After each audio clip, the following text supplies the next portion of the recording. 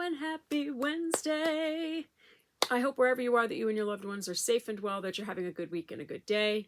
I'm going to get right into it. I don't know about you with your medications, people that take meds every day, but mine come from 3 different pharmacies, and it's not by choice. I have to get my ketamine lidocaine cream from a special compound pharmacy in Manhattan. Only certain pharmacies can make a medication like that, and so you have to go wherever they can make it. So that's one. I have to get 1, 2, 3, 2 for sure, and then there's this third one that I can get from my local pharmacy, but 2 from a mail order pharmacy, which has changed company names like 3 or 4 times, and to get to a human being takes like, you have to navigate through the automated system from hell to get to a person, and even then it's still automated, and then you get to, anyway, I'll explain that.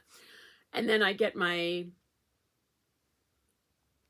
1, 2, 3 regular meds and 1 PRN as needed medication from my local pharmacy. So it's like, and nothing comes to be renewed at the same time, and so everything is sort of like, oh, I got this today and I can get the other one 2 days from now, but I can't wait to get the today one because I need it today, and I can't get the 2 days from now one today because it's too early, and then the next one will be a week from now, and it's just like, oh dear God, I can't keep it straight sometimes. My brain cannot work that fast. And so I do have some slip-ups where I realize I'm almost out and I'm like, wait, I have to get it, and it's a little bit of a juggling act.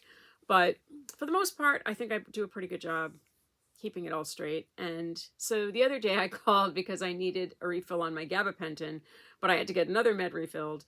And the system tells me, the order for gabapentin went through. The other one, it's too early to renew it. And I thought, too early to renew it? I only have 4 left. I did my 2-week trays, and I thought, when these 2 weeks are up, or next week, I will only have 4 pills left, and it's something I take every day. So I was like, whoa.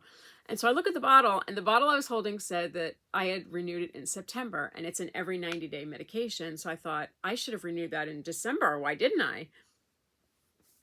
So I get on the automated system, and they're like, if you would like to speak to a customer representative, please go through 6 automated menus, and maybe you'll get a person. And so I don't know how long I was on hold, but thank goodness for that long hold, because I just was thinking, it's not too early to renew it. It really isn't, and I'm going to need it, and then it takes days to come, and so you have to time out the ordering of these mail order meds and not be almost out. Oh my gosh.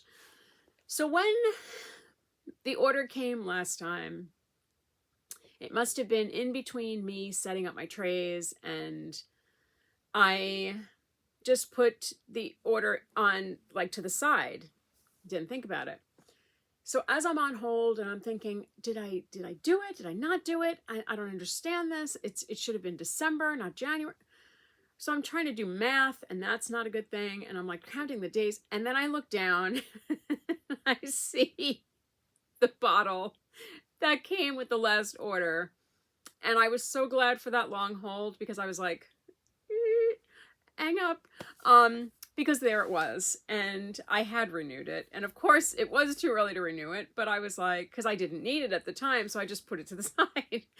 And I'm so glad, because I would have been like, please give me my medication because it's not too early, and oh my gosh, that would have been mortifying. I've done that, and they're like, but it says you, like, I had this argument over, I don't know if it was like Lipitor or something, and I said to my pharmacist, I'm like, I know that I'm running out. I'm not going to have enough. And he's like, but Beck, you renewed it on such and such.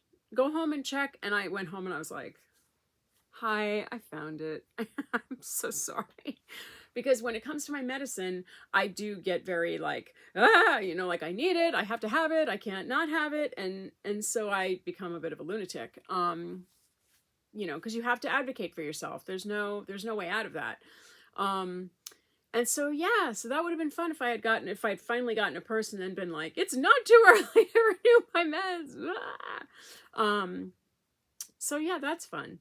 What else is happening? I have made an attempt to sort and discard what really feels like a Mary Poppins bag of my life. And I am going through old things and trying to like find out what can be given away, and I'm talking about like, not talking about clothes and stuff. I'm talking about like stuff in the apartment. Old art supplies that are now dried out and no one can use them. Why did we save them? It's just books that can be donated. Just, oh my gosh, to be able to recycle through it. And I'm trying to be really Marie Kondo about it. Does it bring me joy? Well, yeah, it does bring me joy, and I'm sentimental about it. Can I get rid of it? It's extreme. It's like opening Pandora's box, and I can't do it during the day because it really stresses me out. So I've been working on it a little bit at night, which isn't good either. But it's a little bit easier because then I know I'm doing these little pockets of sorting and going through. And I found some amazing old pictures, which I love. But it's hard. It's hard when you've lived in one place for a very long time and you accumulate a lot, and then you're like, you know what I need to do? I need to go sort through stuff. It's why not? It's cold outside. But then you open up you pull off that Band-Aid and it's just like, oh no. It's like trying to go through things from when our gal was little, and it's just like, we don't need this stuff anymore. Why do we still have it? Because we weren't thinking about going through it all. That's why we still have it. And my sewing table behind me, I need to do a lot of things. But it gives me anxiety to imagine starting that project. But slowly I'm working on the dining room, and slowly but surely going through it. And it just feels like I really would need a magic wand right about now to just be like, yeah, get rid of it all, or keep the stuff that's sentimental and chuck everything else, or recycle it all. It's just like, oh, why do we keep it? Why did we keep it? Because we are sentimental people. That's why we kept it. And now it's biting me in the backside because it's just like, I don't want to keep stuff, but I don't know. It's hard. You all know that. If you start to go through a project, it's just like, you know what we should do? Organize the such and such. Why did we say that? Why did we start that stupid project? Why are we organizing the such and such? So now the such and such is my nightmare. And, I wish I could be more mercenary about it and just be like, get rid of that. We don't need it anymore. I don't even want to look at that album because whatever, and which I would never do. But it's just like, I can't do that. I can't be that way. I'm trying, but I can't. For the most part, I can't be that way. Anyway, so that's fun. That's fun. I'm not an organized person. So it's very hard to become an organized person. I'll never be an organized person. Of the three of us in our little family, it's not me. It's not me. No. There are certain sections of my life that I am very meticulous about. If we have doctor's appointments, if we have, bills and things like that, yes, because that stuff is like, there are consequences if we don't do these things. My meds, I really try to be very meticulous about it, and I fight for appointments. I'll keep everything organized for the three of us if I have to. But the rest of my life, no, not really. No. It's just not me. That's not me. And anybody who knows me knows that that's true. What else is happening? Well, I had an interesting experience, hence the title of this. The title comes from a long-standing bit of family lore. There was an event, and an acquaintance of the family was telling us this story. And the culmination of the story was, and just when you think you have it right, you actually have it wrong. And it was hilarious because it was like such a bizarre story, but we've all repeated that and absorbed it into our family, funny things to remember and say, and it applies to my back this time. I always find it surprising when my body does something that, after decades of dealing with stuff, that surprises me, because very few things surprise me anymore about my body. Well, the stroke surprised me. That was a big shock. But again, that was a big thing. Like, that surprised me. My back, it's like mostly a lot of the same tricks that get recycled, and I've seen them, and it annoys me and hurts me. And then I'm like, oh, we've been down that road before. Sunday, we had a different experience. I've been having a lot of back spasms up and down my entire back. But I said to my husband, do you want to go for a walk? And so we went out, we were walking in the park, and I started to get like that sacroiliac, that area was spasming on my right side pretty badly. And I was walking, I was like trying to keep it together. I was like, this really hurts, it really hurts. And it was going down just a little bit into my thigh, the back of my thigh. Well, then it decides to shoot through the front of my hip and down the front of my leg, which it has never done. And so that actually, I lost my breath. It was like the pain was so acute. And so then I was, we weren't close to home at that point. So we had to walk to get home. And I said to my husband, no, I'm okay to walk. I have to walk. I have to walk it out. I have to walk it off. But I was clinging to his arm and we were walking along. And as it started to, I've never had it go, and they always ask me, does the pain go to the front of your body? And I'm always like, no. With Sunday it did, and that was a new experience. And just when I thought I had everything down where my back was concerned, I actually had it wrong, because, or not so much my back, but my spine, my joints. It's like very few things surprised me. That surprised me, and it took my breath away, and it just was like, what the hell is happening? And as it started to ease up, the acute nerve pain, it felt like somebody, and this is, I'm sorry, I can't describe it any other way. It felt like somebody had taken like a door stop or a door wedge and jammed it in there. And so it was like, I felt like I had this thick section of something wedged into the side of my hip somehow. And it felt kind of numb in that one section, but there was pain around it.